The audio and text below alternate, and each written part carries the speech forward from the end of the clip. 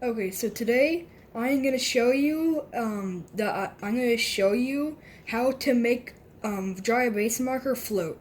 So basically, all you have to do is just draw with a dry erase marker on the glass Tupperware, and you just gotta let it dry for a little while, and once it's dried, you take a cup of water, and it doesn't matter the temperature, but and when you have to pour it in very gently, and when you do that, the water just goes straight under.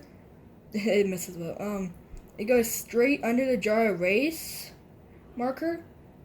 So then it moves.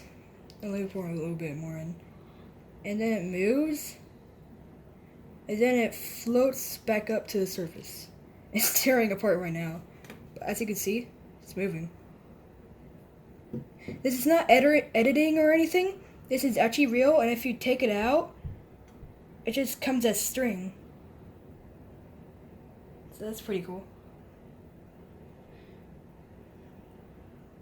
You can end the video.